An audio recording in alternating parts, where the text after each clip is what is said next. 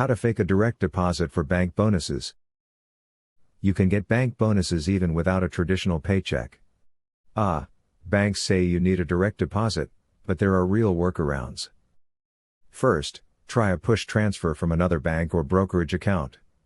Log into your old account and send money to the new one. It's hit or miss, but sometimes it codes as a direct deposit.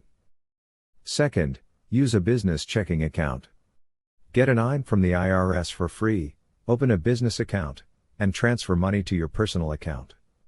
Banks see this like an employer paying wages. Third, use Treasury Direct. Buy a 4-week T-bill.